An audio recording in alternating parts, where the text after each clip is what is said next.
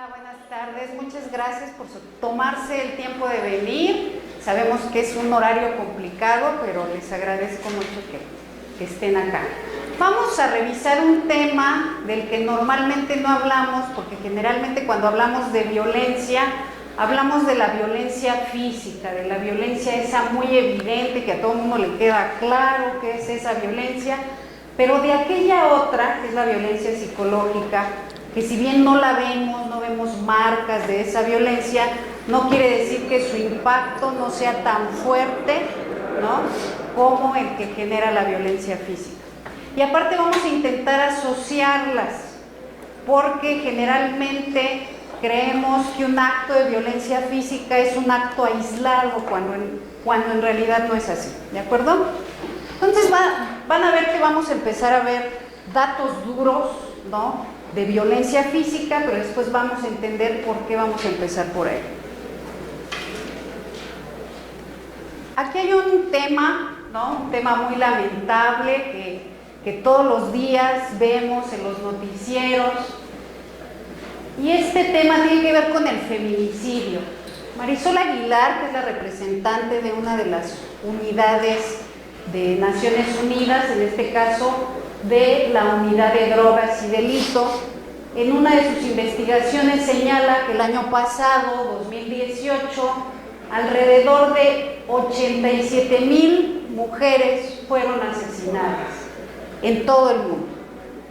Y de ese 100% de mujeres que fueron asesinadas, de esas 87,000, el 58% de los casos fue a manos de sus parejas. Y este dato es muy impresionante, porque de lo que estamos hablando es que más del 50% de todas las mujeres que son asesinadas en el mundo son asesinadas por sus parejas. Lo que significa que 6 mujeres fueron asesinadas cada hora por una persona conocida, que en este caso era su pareja. Puse en letras grandes eso de a manos de su pareja, porque esto es lo que llama la atención. Porque no estamos hablando de que todas estas mujeres fueron asesinadas por una persona desconocida. Y entonces es aquí donde vale la pena que centremos la atención y digamos qué está pasando. ¿Qué nos dice? Nos dice que 6 mujeres fueron asesinadas cada hora a manos de sus parejas, que es la parte que ya rescatamos de la diapositiva anterior. Y la pregunta es, ¿qué nos dice este dato? Nos dice muchas cosas, entre ellas nos dice que el perpetrador no era un desconocido. Siguiente, el perpetrador era alguien con quien la víctima tenía un vínculo erótico afectivo. ¿Eso qué quiere decir? Que tenía una relación íntima con esa persona, tenía una relación muy cercana.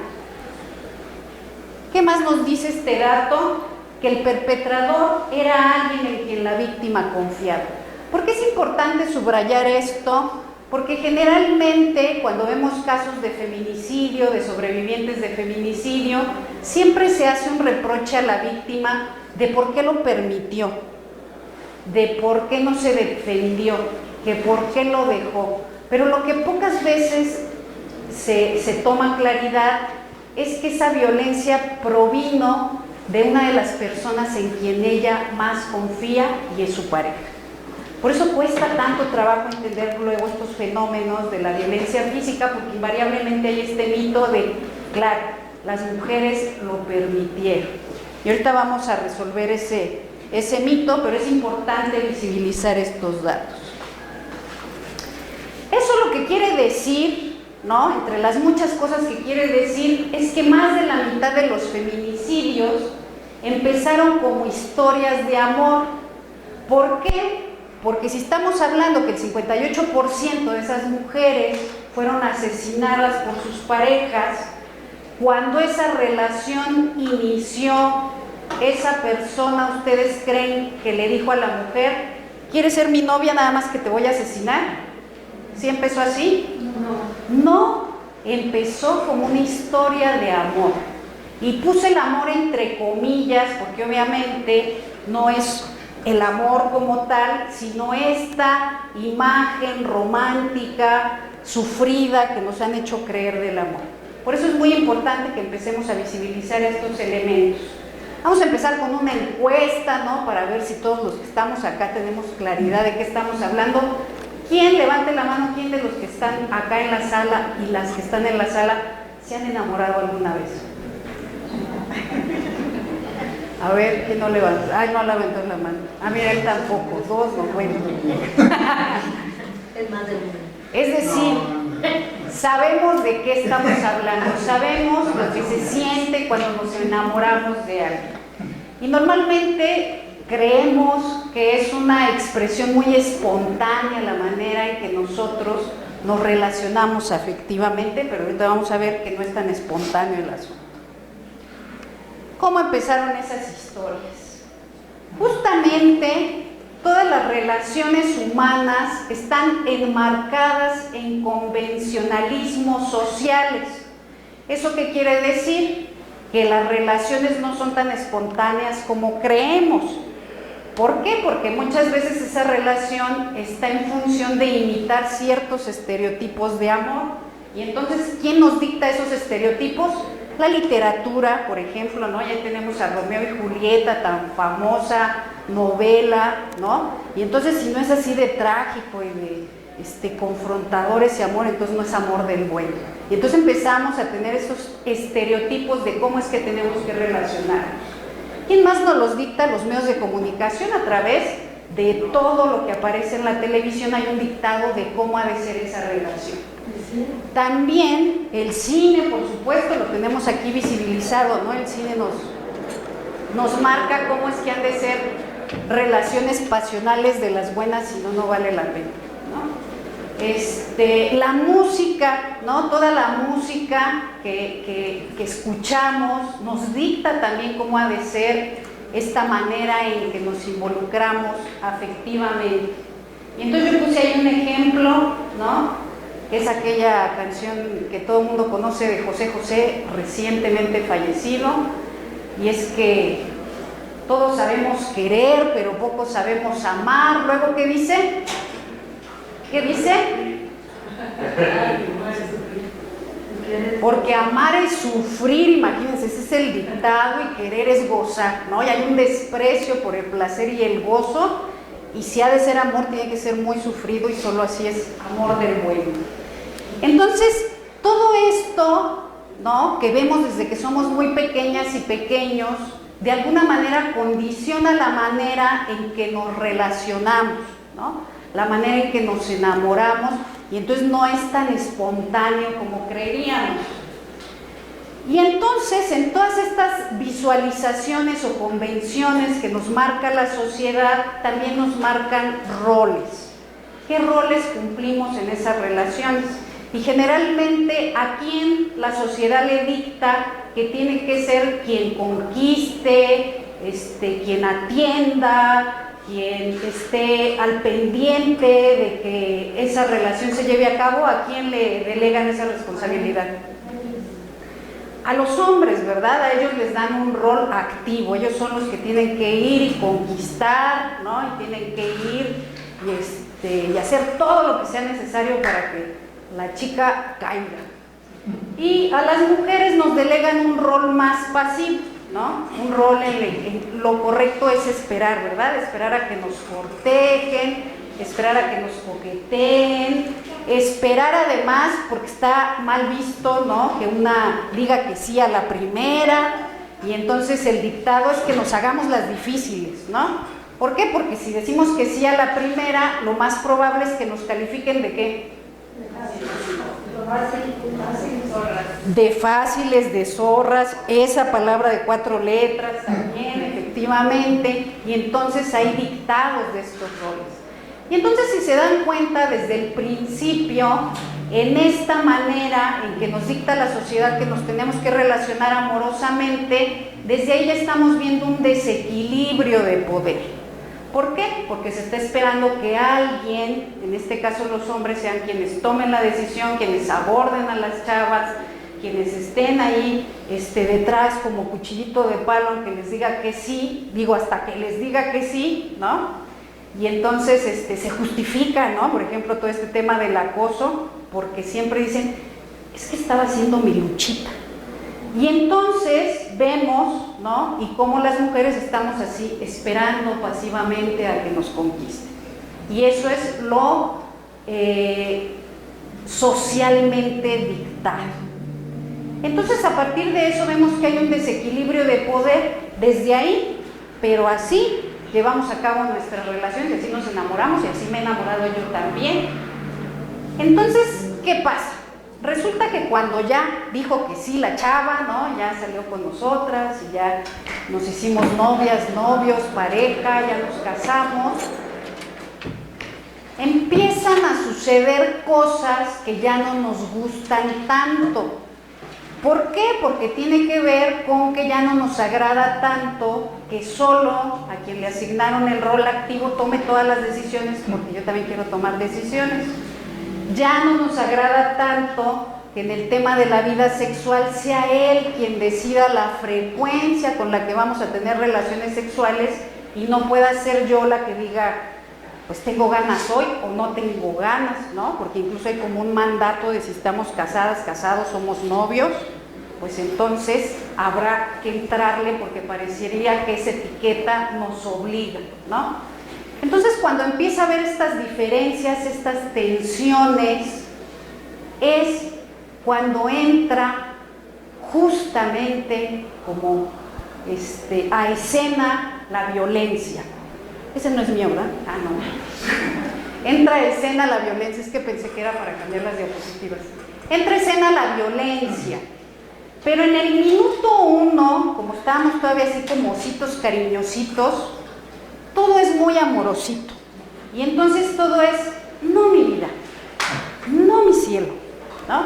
Todo es muy amorosito, pero empieza justamente esta violencia psicológica que no le damos mucha importancia, pero que por ahí empieza. ¿Cuándo empieza? Cuando queremos modificar esta simetría de poder, este desequilibrio de poder entre la pareja, y entonces las mujeres quieren posicionarse, ¿no?, otra vez a tomar decisiones sobre su cuerpo, sobre su sexualidad, sobre su maternidad, sobre sus estudios, sobre su trabajo, y entonces ahí es donde empiezan los conflictos. Y todo inicia con esta violencia psicológica. Y entonces es que podemos afirmar este tipo de cosas, de que siempre antes de un feminicidio hubo antes muchos otros tipos de violencia. Es decir, no es que un hombre de repente se vuelva loco y al otro día o en ese momento que se volvió loco mate a su esposa o a su pareja o a su novia. Eso no pasa así. En realidad, antes de ese episodio han sucedido muchos episodios de violencia sistemática de todo tipo, ¿no? Llámese sexual, llámese económica, llámese psicológica, que es la que vamos a revisar ahora. Y entonces justo ahí les ponía, por ejemplo, hoy por hoy, al feminicidio, como está disfrazado de muchas cosas, hoy por hoy se le llama crimen pasional, en estos casos en los cuales el perpetrador es la pareja. Y entonces dice, sí, es que estaba muerto de celos porque, pues como la vio con otro, pues entonces parecería que está justificado que la haya matado, ¿no? Y entonces, crimen pasional, y así lo ponen en primera plana en la nota roja. Y entonces, imagínense un asesinato de una mujer, ¿no? Parecería un atenuante, ¿no?, el que sea un crimen pasional, y casi que dicen, se lo buscó, y casi que compadecen al asesino porque dicen, es que la amaba. Vamos a revisar concretamente dos tipos de violencia psicológica que son muy difíciles de percibir, pero es aquí donde empieza esta historia de violencia. Esto también nos va a ayudar a desmitificar la idea de los hombres o de las personas en general que ejercen violencia como personas malas. No, a ver, la violencia no se ejerce porque yo sea mala o yo sea malo y tú me caes gordo y entonces te voy a fregar la vida por eso. La violencia no es un fin, la violencia es un medio. Y entonces la violencia como medio solo se usa cuando alguien quiere modificar este desequilibrio de poder, ¿no? En este caso, en las relaciones de pareja, cuando las mujeres quieren posicionarse en una relación de mayor igualdad, entonces la persona que está acá pues pierde sus privilegios, ¿no? En muchos sentidos. ¿De qué privilegios estamos hablando? Bueno, pues que ya no le van a calentar la sopa porque la señora va a ir a tomar un curso, ya no va a tener sexo todos los días porque ella no quiere tener sexo todos los días, y entonces empiezan a perderse esos privilegios y empieza la tensión, empieza esa violencia. Entonces, esto debe quedar muy claro. La violencia, número uno, es una decisión, no es una enfermedad, y número dos, es un medio. ¿Un medio para qué? Para mantener un desequilibrio de poder. Y así funciona en todos los sistemas, ¿sale? Este es el sistema micro, el sistema de pareja, pero así funciona en el sistema macro social.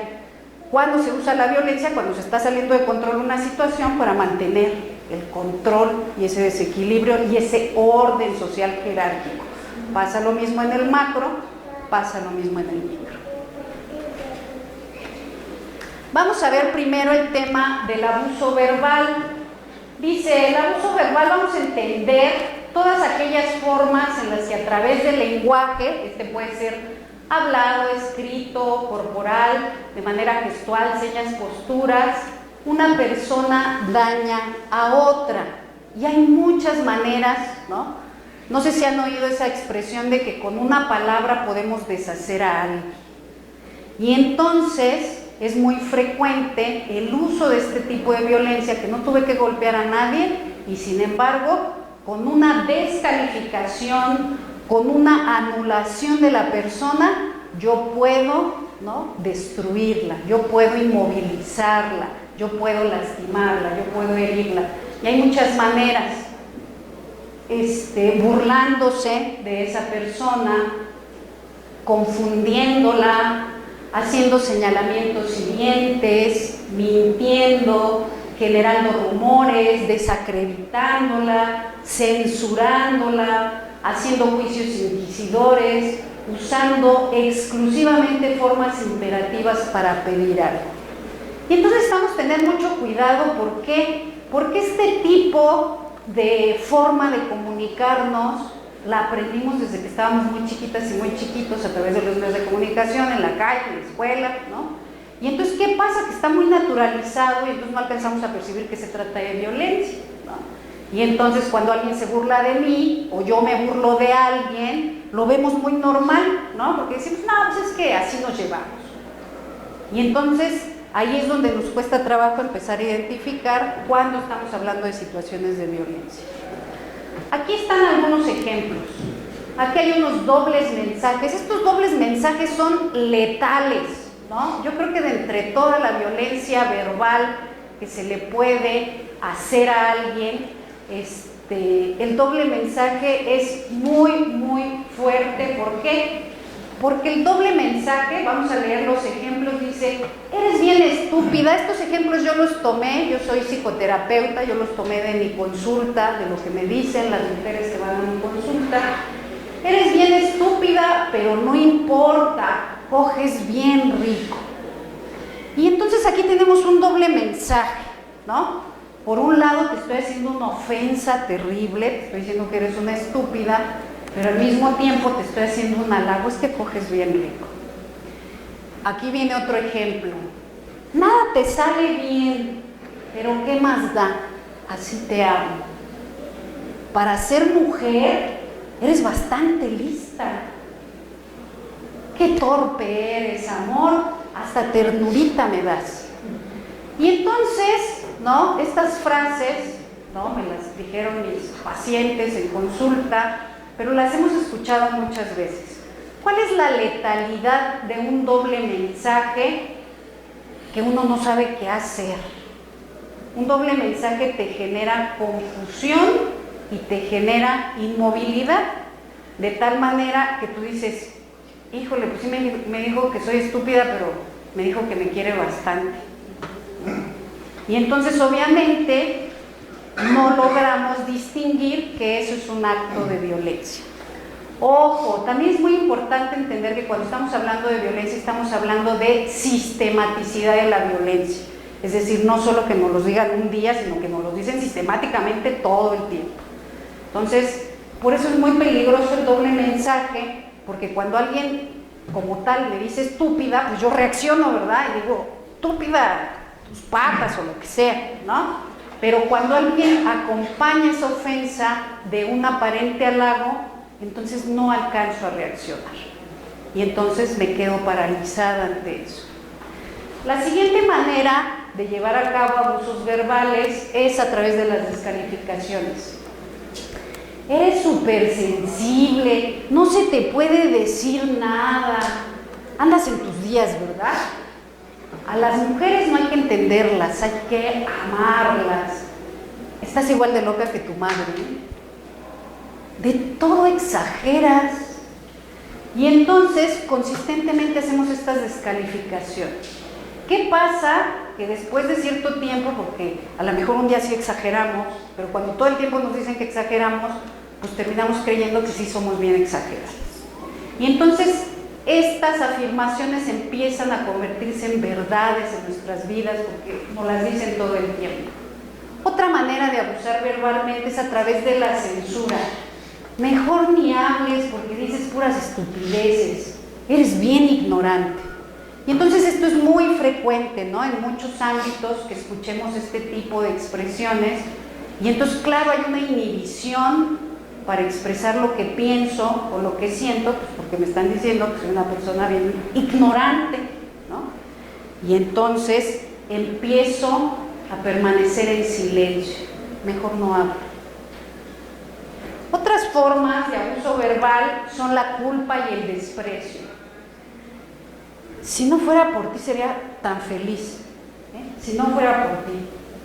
Por tu culpa me cogí a otras viejas porque tú nunca quieres. Y entonces hay una práctica de abuso, de engaño, de infidelidad, pero tú tuviste la culpa porque no quisiste. ¿Te acuerdas que te dije que cogiéramos anoche y no quisiste? ¿No? Luego, no me culpes a mí, yo tengo necesidades como hombre. Y luego ahí viene otra, no sé qué hago contigo si eres bien mensa.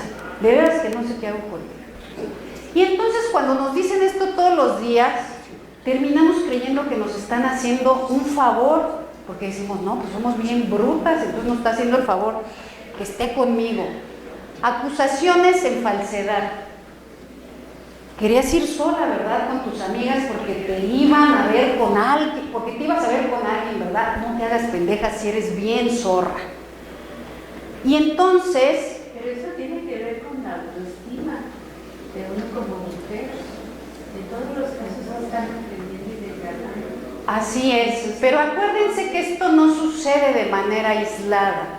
Es decir, esto sucede en situaciones muy concretas. Y esto que sucede en situaciones muy concretas sucede en medio de muchas cosas. Acuérdense que esto no se los está diciendo alguien en la calle.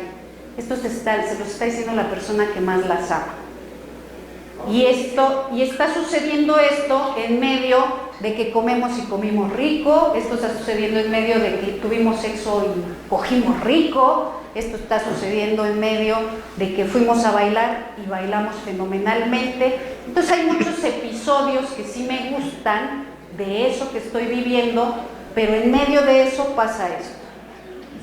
¿Cuándo pasa esto? Cuando yo digo, oye, como este segundo episodio, voy a ir a bailar con mis amigas, ¿no? Me decía una paciente, él era muy buen bailarín, es, supongo, buen bailarín, y entonces esa fue la manera en que se conocieron bailando, ¿no? Y entonces se encantaron, se de fiesta y todo, y obviamente, ¿no? Se casan y entonces lo máximo es ir juntos a bailar, y en ese de que se van juntos a bailar, ¿no? Se van a bailar, de repente, ¿no?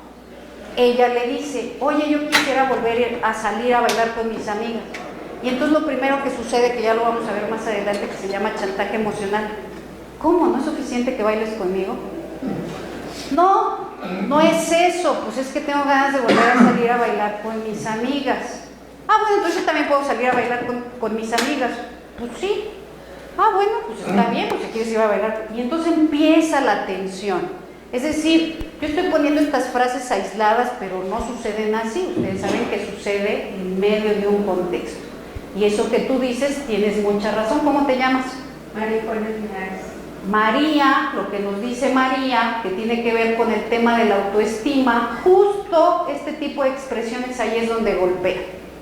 Ahí es donde golpean y es muy difícil de visibilizarlas porque acuérdense, la dificultad de este tema es que no me lo está diciendo el tipo de la esquina que estaba ahí parado, me lo está diciendo la persona que me dijo que más le amaba. Ahí está la dificultad. Muchas gracias, María, por tu aportación.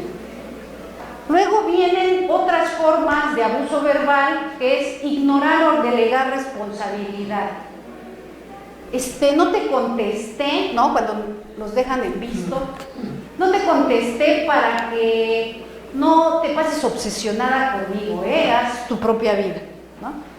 Y entonces teníamos un acuerdo que nos íbamos a ver a las 5 porque íbamos a comer, me estoy esperando porque vamos a ir a comer, no me contesta, me dejó en visto, y cuando yo reclamo muy molesta porque estaba esperando para comer, me dice, no, es que no te contesté, no te obsesiones, haz tú tu propia vida, ¿no? Bájale, si te vas a enojar y a gritarme, prefiero que hablemos después.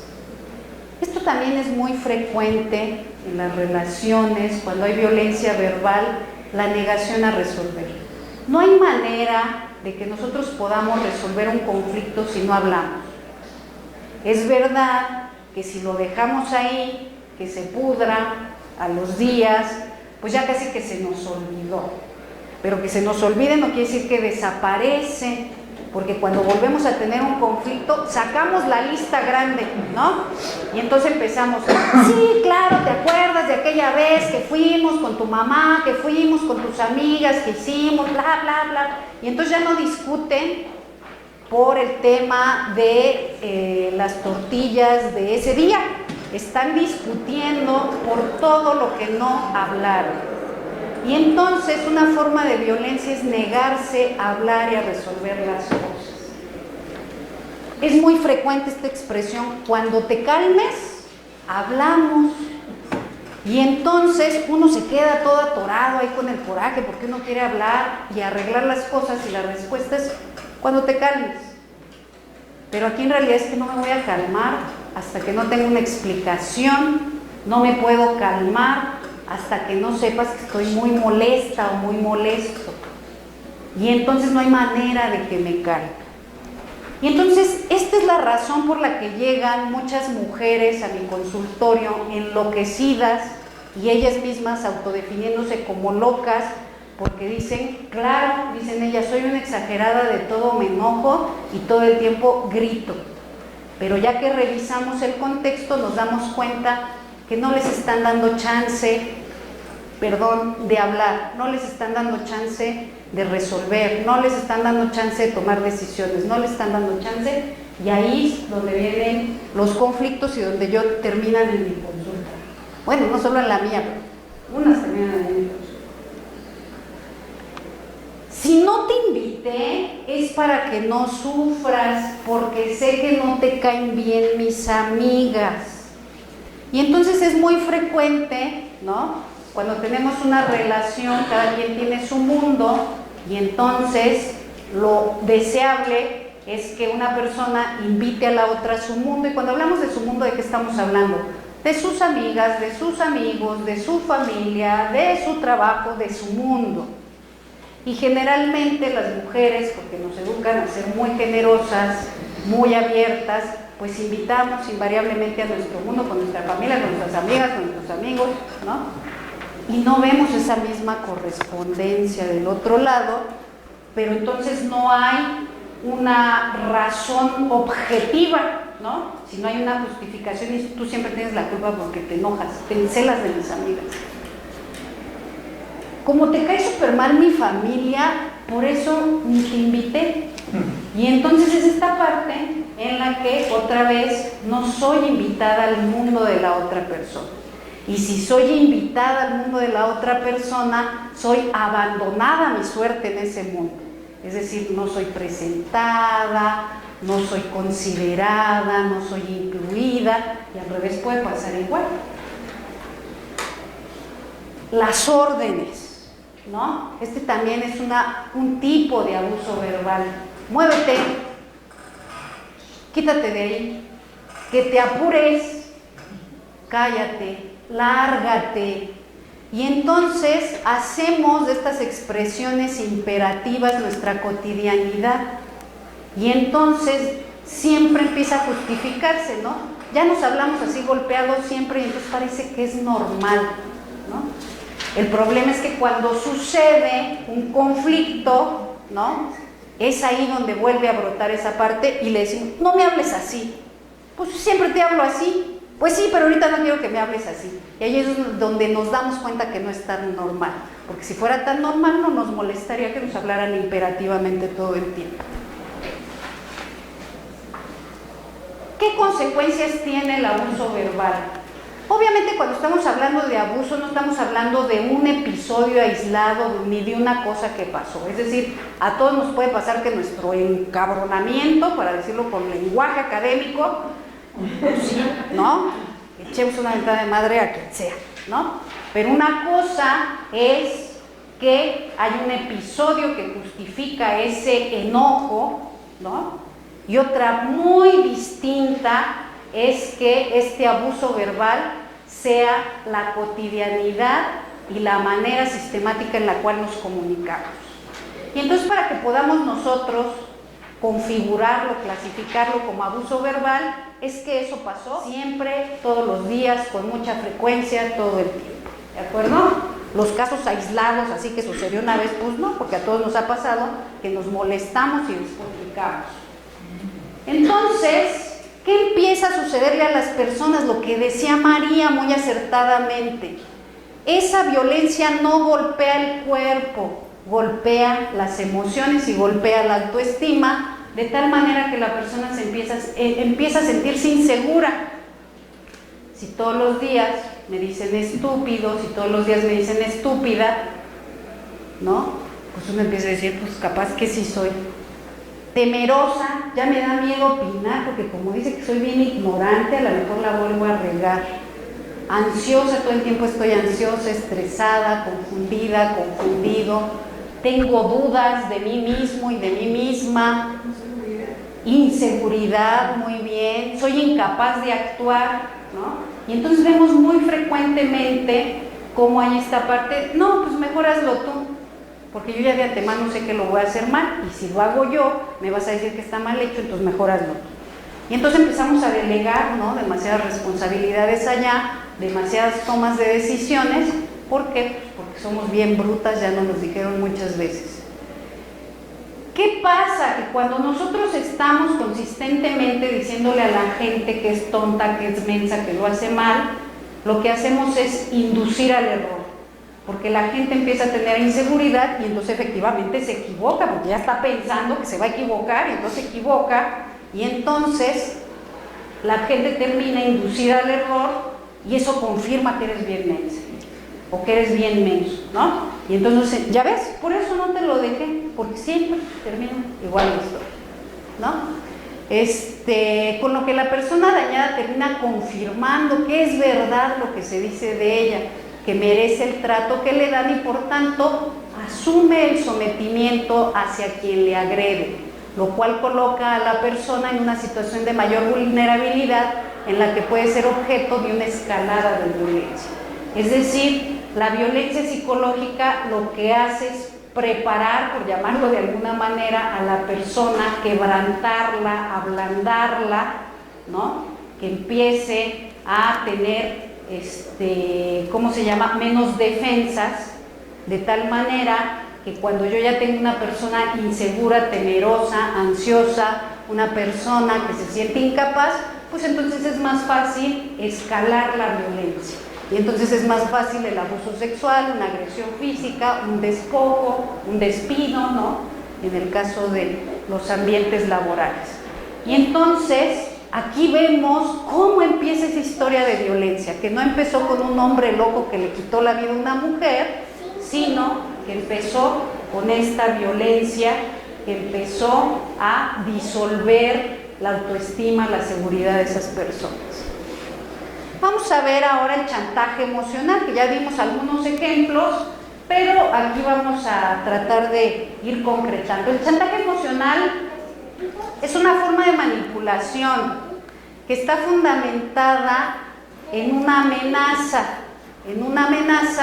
para que tú hagas lo que yo quiero que hagas. Ojo, así dicho suena re feo, ¿no? Y uno dice, claro, yo sería incapaz de caer en un chantaje sentimental o emocional, ¿no? Porque claro, visto así, como una presión, una amenaza para controlarte, pues suena muy feo y cualquiera dice que no. Pero ojo, en la realidad no sucede así. El chantaje emocional sucede de unas maneras muy sutiles. ¿Que no me quieres? ¿Que no me valoras? ¿Que no te importo? Y entonces, claro, ¿no? Claro que me importas, te quiero, etcétera. Y entonces uno empieza a ceder, ¿no? Porque entonces hay esa cuestión de, claro, si me quisieras lo harías. Claro, si realmente como tú dices, ¿no? Que me valoras un montón, pues lo harías.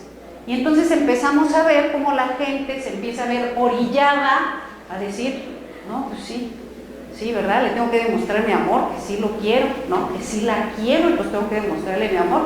Y entonces empieza uno a ceder ante cosas que incluso están en contra de nuestros propios valores, ¿no? Y ahorita vamos a ir a esa parte. ¿Cómo empieza el procedimiento del chantaje emocional? Lo vamos a ver desmenuzado, no para que vayan y lo practiquen, ¿de acuerdo? Lo vamos a ver desmenuzado, justo porque la idea es que podamos identificarlo, porque es difícil identificarlo. ¿Cómo empieza? Con una exigencia de quien quiere obtener algo de ustedes. Pero acuérdense, no es una exigencia así de, haz eso, no es una exigencia imperativa. Es una exigencia muy amorosita, ¿no? Y entonces esa exigencia es, híjole, fíjate que el otro día, esto me lo dijeron también en consulta, el otro día vi una película pornográfica, ¿no quisieras verla? No, claro que no. Vamos a verla, ¿no? ¿Qué tiene de malo? Pues si somos marido y mujer, si somos pareja. No quiero, no me interesa. Bueno, pues como quieras, ¿no? Pero yo decía, porque necesitamos ponerle, pues no sé, un poco de frescura a nuestra relación. Y entonces se dan cuenta, no es una exigencia que diga, vamos a ver, ¿no? Una película es, vamos a ponerle frescura a nuestra relación, ¿no? Bueno, para no hacerles el cuento largo, eso terminó en una relación swingers, en lo que termina involucrándolo él a ella sin que ella hubiera querido. Así terminó esa historia. Y no es que sea malo el swingers, es que jamás fue decisión de ella, ¿no? Fue orillada en este chantaje emocional a terminar en ese escenario. Y entonces justamente primero empieza la exigencia. Siempre pues uno pone resistencia porque uno no está tan de acuerdo. Y después de la presión siempre deviene una amenaza muy velada, ¿no? Pues está bien, pues bueno, creo que ya no voy a poder acompañarte, ¿no? Allá a lo que ya habíamos quedado, porque pues no tengo tiempo, ¿no? Y entonces empieza, ¿no? Esta parte de la represalia, ¿no? La parte de que empiezo a generar la amenaza, la presión, y entonces la gente empieza a sentirse orillada a ceder. Y entonces esta tensión obviamente genera angustia en la persona, porque la persona dice, chin, pues ya no me va a acompañar, me va a abandonar, me va a dejar de querer, lo que sea que esté en juego. Y bueno, obviamente, la persona se vio obligada a quebrantar sus propios límites. Por ejemplo, esta chava que terminó en una relación swingers, volvemos a lo mismo, no es que esté mal, pero no estaba dentro de su escala de valores el tener relaciones sexuales de esa naturaleza. Entonces, cuando ella termina en este escenario por la presión de su pareja, pues ella termina sintiéndose muy culpable consigo misma por esto a lo que se vio obligada a hacer en esta situación. Y además, ojo, cuando yo recibo en terapia a esta mujer, porque recibo a los dos, la historia, como me la cuentan al principio, es que estaba terminando su relación porque su mujer era una puta.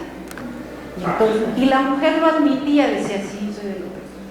Y entonces, claro, cuando empezamos a hacer la exploración y yo pido empezarlos a ver por separado, no verlos en una terapia de pareja, pues ahí sale toda la historia. Y entonces vemos cómo esta mujer fue envuelta, ¿no?, en este chantaje emocional y terminó siendo la mala del cuento. Entonces, una vez que la persona manipula, logra su objetivo y esta detecta mecanismos que usará en adelante. Es decir, quien lleva a cabo el ejercicio del chantaje se vuelve experto en ver tus puntos débiles, tus puntos vulnerables. Y dice, lo que te duele es tu familia, lo que te duele es tu hija, lo que te duele es tu trabajo, lo que te duele es tu carrera, eso es lo que te duele, pues ahí está. Y entonces de ahí siempre se agarra para que cedas ante esa situación. La persona chantajeada, luego de llevar a cabo ciertas prácticas que no solía hacer, pero que llevó a cabo ante el chantaje, suele sentirse desequilibrada, avergonzada, culpable, con miedo, con incomodidad, lo cual va minando su seguridad. Entonces me toca ver muchas personas que llegan a mi terapia, mujeres sobre todo, pero también hombres, que en este ceder al chantaje terminan, por ejemplo, rompiendo con sus relaciones familiares, que hay una presión sobre ellos para que se hagan. Entonces terminan aisladas o aislados, terminan rompiendo relaciones con sus amigas y sus amigos, terminan rompiendo relaciones con sus grupos, ¿no?, de amistad, sus grupos políticos o los grupos de cualquier naturaleza. Y entonces ahí es donde vemos cómo este proceso empieza a aislar a las personas, ¿no? Y ellos se sienten muy culpables porque además se pelearon con sus amigas y sus amigos por estar con aquella otra persona, ¿no?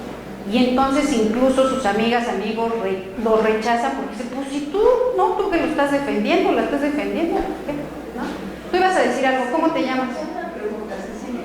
Cecilia. ¿El chantajista siempre está consciente de lo que está haciendo?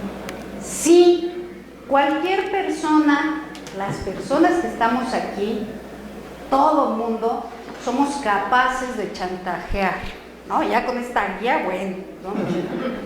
Todas las personas, ¿por qué? Porque acuérdense, el chantaje, el abuso verbal y cualquier tipo de violencia que ustedes me digan, no es una enfermedad, es una decisión. Y como decisión, pues por supuesto que siempre estoy consciente. ¿Qué puede pasar? Quiero pensar que por ahí viene tu duda. Cuando tú le reclamas a alguien y le dices, ¿qué onda? Pues me estás chantajeando. Ay, yo soy incapaz, ¿no? Y entonces vemos estas actitudes, ¿por qué? Porque nadie que cometa un acto de violencia, por más grave que sea, lo reconoce. Por ejemplo, yo he trabajado con mujeres que son sobrevivientes que son rescatadas de la trata, ¿no?, de la explotación sexual. He trabajado con mujeres que son rescatadas de procesos de intento de feminicidio, que me toca acompañarlas a las audiencias. Y entonces ahí en las audiencias, ¿no?, con el culpable, el presunto culpable, con las pruebas del secuestro y la tortura sexual y todo lo que les hicieron, y con los testigos y las pruebas oculares, ¿qué creen que dicen ellos? Soy inocente. Entonces, no importa cuán grave sea, en mis más de 10 años que tengo yo trabajando el tema de la violencia, jamás he visto a nadie que se declare culpable, jamás. Y las pocas veces, ¿no?, que alguien dice, pues sí, yo lo hice, pero era una broma, ¿no?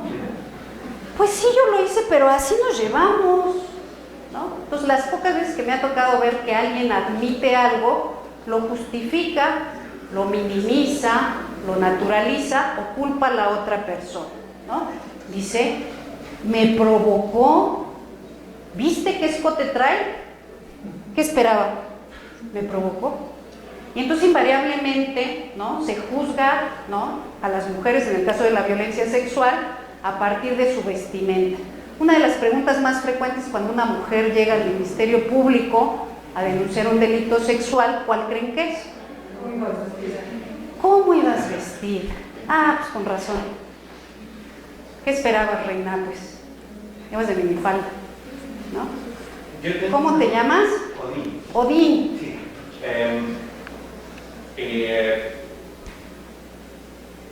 Como que desde que yo empecé a transitar o a tratar de dejar el machismo a un lado, me he estado preguntando y me pregunto con manera frecuente, a veces también molesta un poco, en qué contexto estoy siendo violento.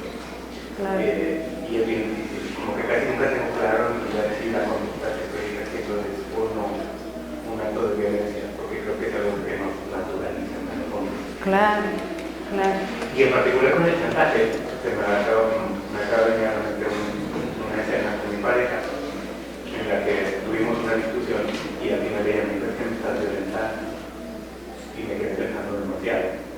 Y entonces al final de cuentas no estoy seguro si quién era quien estaba chantajeando a quién.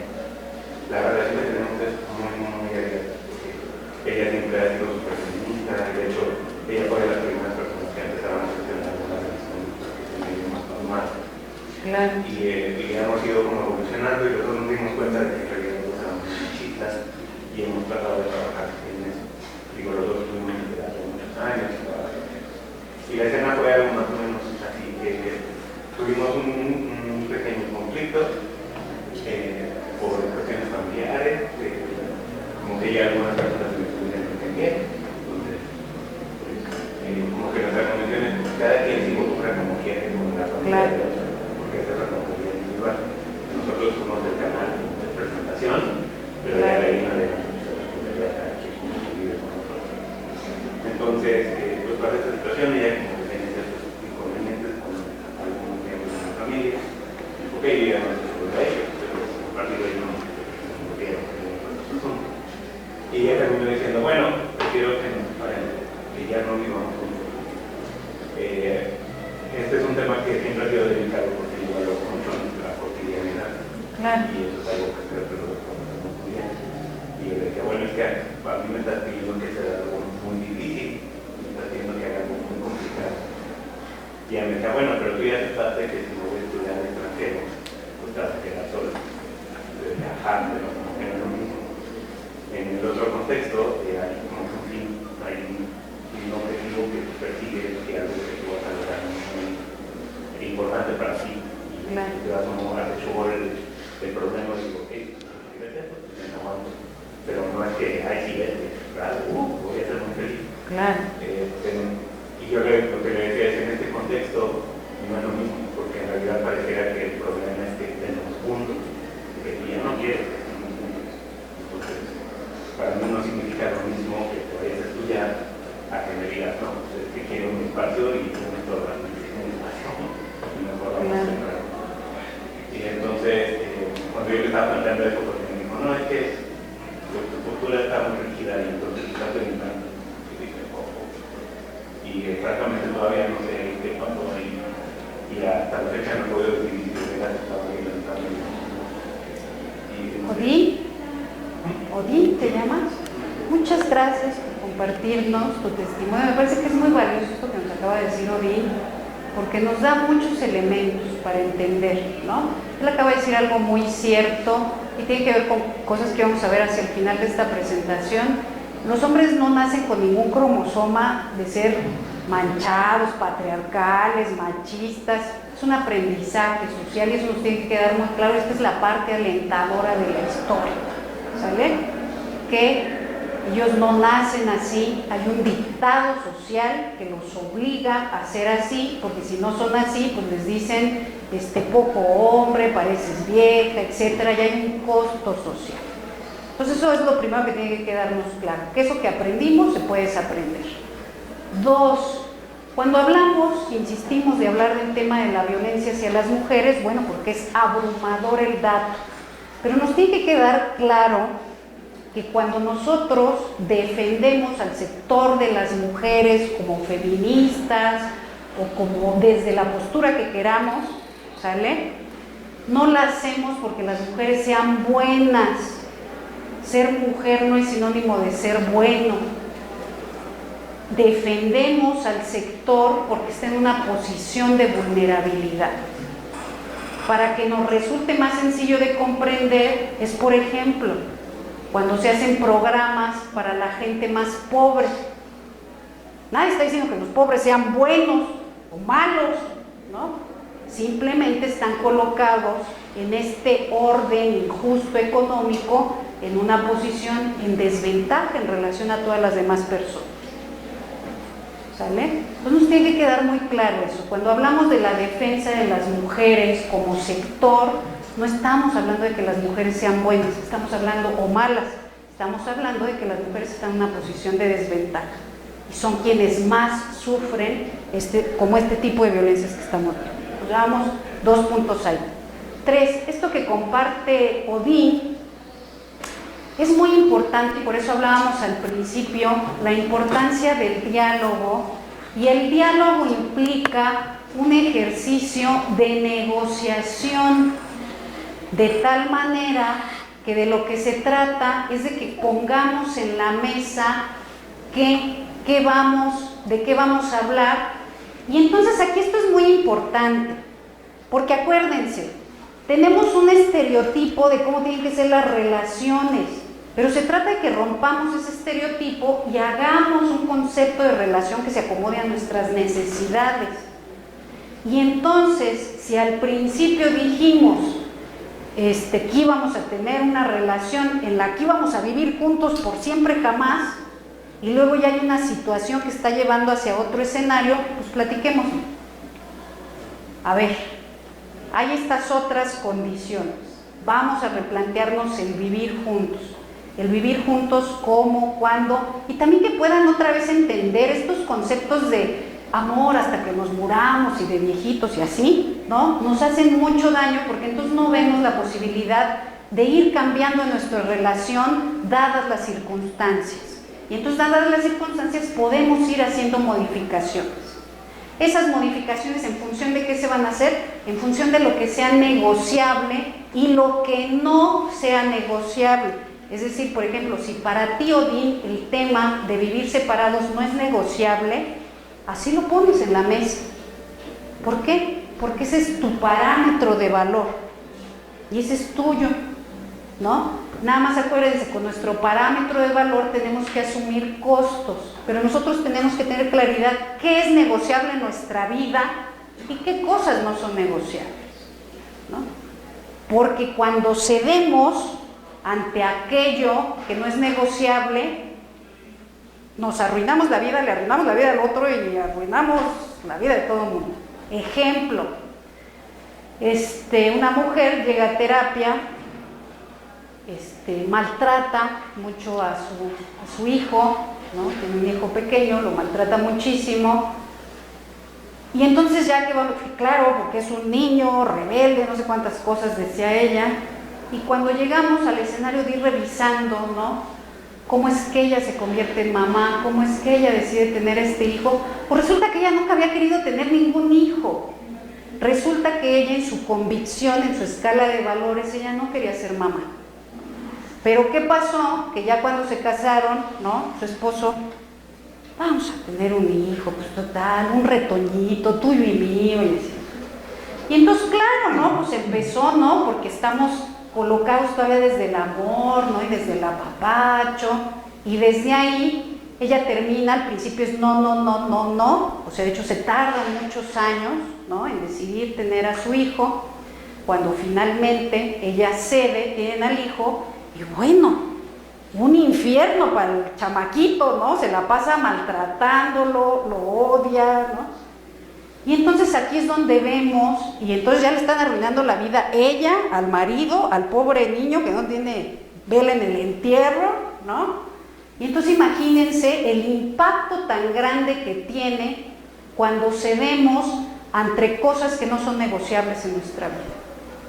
no todo lo que genera conflicto es violencia, eso nos debe quedar muy claro. Esto de lo que está hablando Odín es un conflicto de pareja, donde hay un interés contrapuesto y lo que toca ahí es poner en la mesa los valores y los intereses de cada quien y ver qué partes son negociables y qué partes son innegociables. Por ejemplo, la maternidad de esa mujer era un innegociable y así debió de haberse mantenido aunque el costo hubiese sido la separación, porque cuando ella cedió, pues todo se arruinó. Ella ni se amaba, le arruinan la vida al niño, ella se arruinó la vida, entonces todo el mundo se la arruinó, pero ella no quiso pagar el costo de separarse de ese maravilloso hombre. Cuando en realidad aquí es cuando nos damos cuenta, ¿no?, de algo muy importante. El amor es eterno hasta que se acaba. Y entonces tenemos que aprender también a cerrar ciclos. Tenemos que aprender también a transitar en etapas distintas de nuestra relación. No siempre estamos así como sanguijuelas. Yo sé que es bien rico cuando estamos como sanguijuelas, es una etapa muy bonita. Pero la realidad nos va empujando hacia otros escenarios y entonces tenemos que volver a platicar. Las psicólogas y los psicólogos a eso le llamamos encuadre. El encuadre no es otra cosa que poner reglas del juego. Pero las reglas del juego tarde o temprano dejan de funcionar y entonces hay que volver a encuadrar. Y entonces a mis pacientes, ¿no?, cuando ya estoy viendo que ya no van a terapia, reencuadro otra vez y le digo, a ver, ya no estás viniendo a terapia, es algo que ya no te interesa, evaluamos, ¿no? Y dicen, no, pues ¿sabes qué? Más bien, pues es que ya no me alcanza el dinero para venir a terapia. Ah, bueno, ¿quieres pedir algo al respecto? Pues sí, puedo pagarte después, puede haber un descuento, puede haber una rebaja, algo. Entonces, si se dan cuenta, lo estamos negociando otra vez. La primera vez yo les dije, pues cuesta tanto, ¿no? Cuesta 2 pesos. Bueno, cuesta 2 pesos. Y ya la siguiente vez, cuando la razón por la cual ya no van a terapia es porque no tienen dinero, lo negociamos y lo hablamos. ¿Por qué? Porque ese sí es un tema negociable, ¿no? Por lo menos en mi consulta sí, ¿no? De que la gente pueda decir, pues no tengo, ¿no? Hay gente que me ha dicho, no tengo y necesito consulta. Ah, bueno, pues le damos una sesión porque no tiene, ¿sale? Y entonces volvemos a negociar y es lo que necesitamos hacer en todas las relaciones humanas. Establecer reglas, pero cuando las condiciones cambian, pues hay que cambiar las reglas también. Porque si no, se genera la tensión, se genera el conflicto y conflicto no resuelto deviene en violencia, invariablemente. ¿De acuerdo? ¿Más o menos? ¿Sí? Vamos a seguirle, no sé cuánto nos queda. Ah, pues ya hasta nos pasamos, ¿verdad? Bueno, ya vamos a ir cerrando. Ah, es que se puso buena la plática. Vamos a ir avanzando. Es algo muy importante que uno dice, bueno, entonces, ¿cómo le vamos a hacer, no? ¿Cómo yo detecto si es violencia, si no es violencia? ¿Cómo voy a resolver esta situación? ¿Cómo sé ante estas violencias invisibles si estoy ante un escenario de violencia o un escenario de conflicto, que es más bien lo que está pasando aquí con la relación de Odín?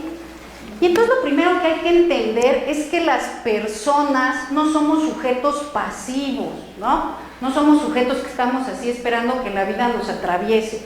Somos sujetos que tomamos decisiones, somos sujetos que sentimos, que pensamos, que además tenemos una maquinaria biológica diseñada para sobrevivir. De tal manera, si a cualquiera de ustedes los aventaran a una alberca, ¿qué harían? ¿Qué harían? Nada. Manotean. Somos una maquinaria de sobrevivencia y no se ponen a pensar, ¿manotearé o no manotearé? No. Es decir, cuando hay una amenaza y hay una situación de sobrevivencia en la que yo tengo que enfrentar la amenaza, mi cuerpo reacciona. Entonces tiene que quedar claro que somos personas hechas, ¿no?, biológicamente para sobrevivir y que tenemos capacidades resilientes, que le llamamos las psicólogas y los psicólogos, para enfrentar la realidad. Y entonces hay que empezar por ahí, ¿no? No somos así unos costales de papas que nos pegan, no. Somos personas que reaccionamos. Y lo primero que hay que hacer es tomar conciencia de lo que sentimos, ¿no? Y esto va particularmente para Odín, que lo preguntó. Porque cuando lo razonamos, decimos, no, sí, claro, el feminismo, la relación, su familia, la mía, ¿tú qué sientes? Ahí hay que empezar. ¿Tú qué sientes? Y él lo dijo muy honestamente. Yo me siento muy mal de tenerme que separar por esa razón. Yo no quiero. Creo que podría separarme por lo otro, creo que eso sí lo podría negociar, pero por esto no. Y entonces hay que tener mucha claridad de lo que sentimos, porque si solo lo pensamos, acuérdense que el pensamiento está inundado de esos convencionalismos sociales de los que hablamos hace rato, y entonces empezamos, y lo pensamos con la cabeza, es lo que dice mi familia, lo que dice la psicóloga esta que está dando la plática, lo que dice todo el mundo, y yo qué siento. ¿Yo qué es lo que realmente siento? Y entonces hay que hacerle caso a lo que estamos sintiendo. Número 2, escuchen su cuerpo. Estamos divorciadas y divorciados de nuestro cuerpo. Tenemos un insomnio que no podemos dormir y decimos, ¿por qué no estaré durmiendo? Yo creo que es el café. ¿Por qué no estaré durmiendo? Y no caemos en la cuenta que no estamos pudiendo dormir porque no estamos tomando esa decisión tan fuerte que necesito tomar para sentirme en paz. Entonces háganle caso a su colitis, a su gastritis, a su estrés, a su insomnio, a ese salpullido de la piel que dice, no manches, mira, ¿cuántos granos? ¿Quién sabe de qué? Pero ahí tiene una situación no resuelta, ¿no? Con su relación de pareja o en su vida que no está resuelta, y ahí es donde les digo, lo que no resolvemos no desaparece, se somatiza, y entonces ahí está en forma de síntoma para que le hagan caso y lo resuelvan. Se les empieza a caer el cabello, ¿no? Y dicen, híjole, ¿por qué se me estará cayendo el cabello? Tengo bien reseca la piel, ¿qué estará pasando? Y entonces nunca conectamos, ¿no? Eso que está viviendo nuestro cuerpo, ¿por qué me sentiré tan cansado? ¿Quién sabe? Entonces no conectamos esa sintomatología con todas estas situaciones y tomas de decisiones que no hemos hecho o contra estas situaciones de violencia que estamos viviendo, que no estamos pudiendo reconocer y enfrentar. Es muy importante que hablemos, ¿no? Me pareció maravillosa la participación de todas y todos ustedes que hayan venido, que se hayan tomado el tiempo. Hay que hablarlo. ¿Por qué? Porque una de las claves para resolver es cuando, y para entenderlo, es cuando yo lo saco de mi cabeza y lo pongo en la mesa. Y entonces cuando lo pongo en la mesa, tengo información que me permite empezar a tener claridad de la problemática. Y de hecho, una clave para desactivar los procesos de violencia como un primer ejercicio es cuando yo traslado, porque esa violencia psicológica sucede en lo privado. Cuando yo lo traslado al escenario de lo público, se desactiva. No cambia la persona, pero se desactiva, porque entonces ya alguien sabe que me dice todos los días que soy bien menso, o alguien sabe que todos los días me dice que soy bien pendeja, y entonces ya lo sabe alguien, ya lo sabe una amiga, ya lo sabe un terapeuta, ya lo sabe la santanera, ¿no?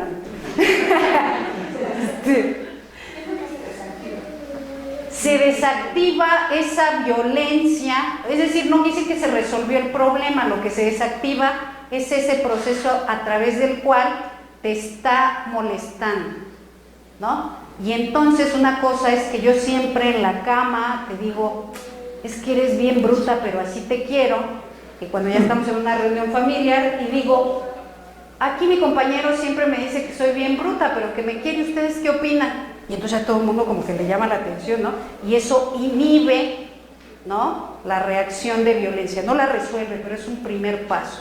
Entonces llevar estos escenarios que pasan en la violencia privada hacia el escenario público ayuda mucho a inhibir, ¿no? No va a resolver, pero va a inhibir que siga pasando de manera inmediata.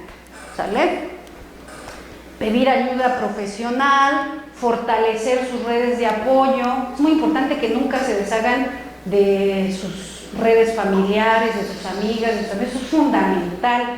La diferencia entre salir de una situación de violencia y de crisis es ¿se cuentan con alguien o no?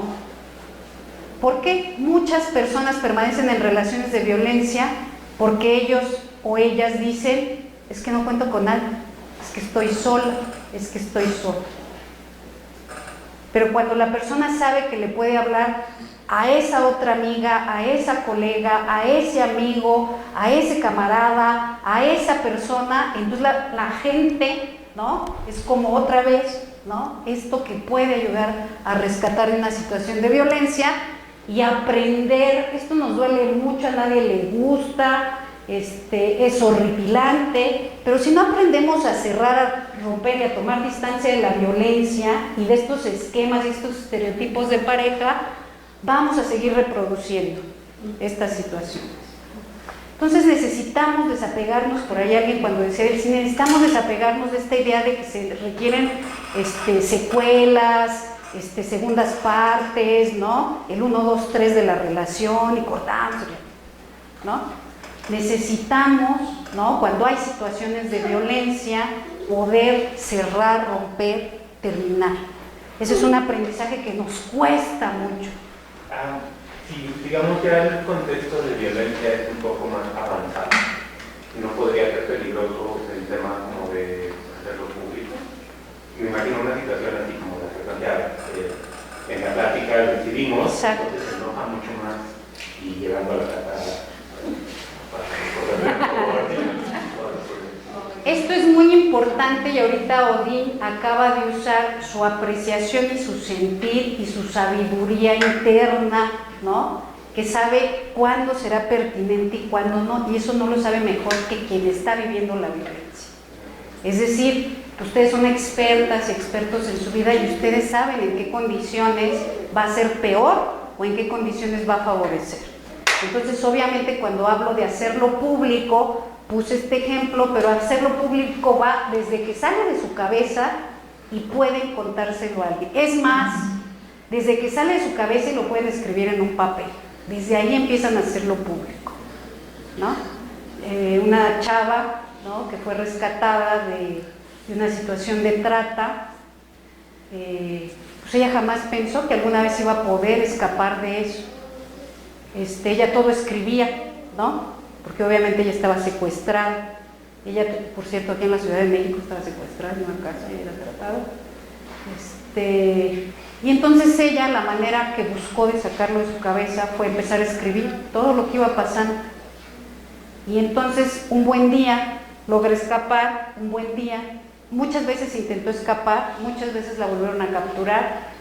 Y entonces en ese último intento, cuando logra escapar y que la rescaten y termina en un refugio para víctimas de trata donde ella trabajaba, ella pudo, digamos, el proceso legal fue relativamente sencillo porque estaba un testimonio de todo lo que ella había vivido y entonces tenía todo ella construido, ¿no?, como lo piden los abogados. Tiempo, modo y lugar, señorita, ¿no?, que empiezan ahí a levantarle la denuncia. Ella ya tenía un testimonio. Es decir, cuando hablamos de hacerlo público, tiene que ver con sacarlo de nuestra cabeza, de nuestra privacidad y ponerlo en otro lugar público, que puede ser una hoja, una amiga, quien sea, ¿no?, una familia, un grupo de amigas, un grupo de amigos, un grupo de camaradas, que yo sé que por lo menos voy a decir algo horrible. Si me matan, ya saben quién fue, ¿sale? Y bueno, ya con esto vamos a ir terminando. Y entonces, esto es muy importante y esto lo dicen las feministas y para mí es muy importante, luego nos reclaman por esto, pero lo personal es político. Pues no se crean eso de que la ropa sucia se lave en casa, porque si nos creemos esa versión, pues no vamos a hablar públicamente de lo que nos está doliendo, y si lo hablamos públicamente lo vamos resolviendo. Por eso privado, eso que sucede en la intimidad, ¿sí?, es político. ¿Por qué? Porque en la medida que logremos empezar a modificar esa trinchera de los afectos y del erotismo y hacer relaciones, ¿no?, más seguras, más placenteras, más dignas, en esa medida también contribuimos a erradicar la violencia. Y como digo ahí, no es la única lucha que hay que dar, pero es una lucha necesaria. Hay que dar la de las calles y la de manifestarnos, pero esta, la de nuestra casa, la de nuestra relación, la de nuestra vida, es fundamental que la veamos. Muchas gracias.